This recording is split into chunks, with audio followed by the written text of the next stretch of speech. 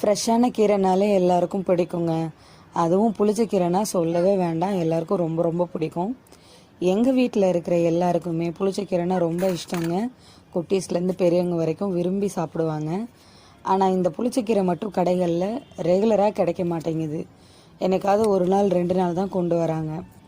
மற்ற எல்லா கீரைகளும் டெய்லி கிடைக்கும். பட் ஆனால் இந்த புளிச்சக்கீரை மட்டும் தினமும் கிடைக்கிறது இல்லைங்க. ஊரில் எல்லாம் இந்த புளிச்சக்கீரை கட்டு 10 ரூபாய்க்கே தருவாங்கங்க. ரொம்ப பெருசாக புஷியாக இருக்கும். ஒரு ஃபேமிலிக்கு போதுங்கிற அளவுக்கு இருக்கும்.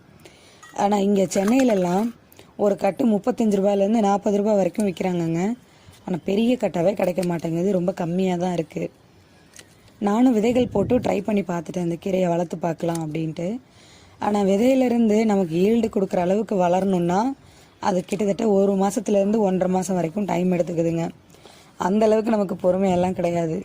ஸோ அதனால் இந்த கீரையை ஆர்கானிக்காக ஃபாஸ்ட்டாக எப்படி நம்ம வளர்க்கலாம் அப்படின்னு நான் ஒரு மெத்தட் கண்டுபிடிச்சிருக்கேன். அதை உங்ககிட்ட நான் ஷேர் பண்ணுறேன். ஃபஸ்ட் டைம் நான் கடையில் தான் இந்த கீரை வாங்கினேன். வாங்கிட்டு இந்த மாதிரி கீரையெல்லாம் பறிச்சுட்டு அதோட தண்டு இருக்குது இல்லைங்களா, அந்த தண்டை நம்ம திரும்பவும் நட்டு வைக்கலாம். இந்த மாதிரி அதுக்கு சைடில் இருக்கிற எல்லா குச்சிகளையும் உடச்சி விட்டுட்டு அந்த தண்டோட அடிப்பகுதியில் நம்ம கிராஸாக கட் பண்ணி விட்டுட்டு நட்டு வச்சோம் அப்படின்னா ஒரு வாரத்துலேருந்து 1.5 வாரத்துக்குள்ளே திரும்பவும் கீரைகள் முளைக்க ஆரம்பிச்சிருங்க. நமக்கு ஈல்டும் கொடுத்துருங்க.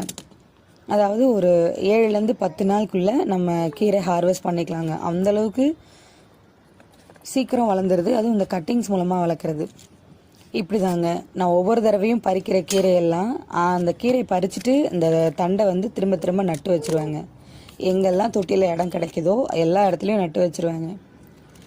நமக்கு எல்லா தண்டும் முளைக்கல அப்படின்னாலும் 10ல் 8 தண்டாவது முளைச்சிரும். ஸோ நமக்கு வாரத்துக்கு ஒரு தடவை புளிச்சக்கீரை கிடச்சிருங்க. நான் இந்த மாதிரி தான் எல்லா தடவையும் இந்த கீரையை பறித்து நான் ரீயூஸ் பண்ணிக்கிட்டே வரேன். ஸோ இந்த மெத்தட் நீங்களும் ட்ரை பண்ணி பாருங்கள். உங்களுக்கும் ஹெல்ப்ஃபுல்லாக இருக்கும். ஹெல்ப்ஃபுல்லாக இருந்தால் கமெண்ட்டில் சொல்லுங்கள்.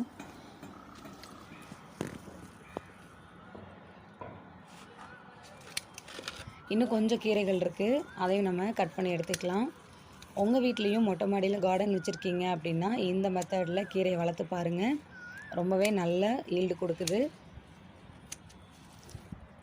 நமக்கு இன்றைக்கி இவ்வளோ கீரை கிடச்சிருக்கு ஃப்ரெண்ட்ஸ்.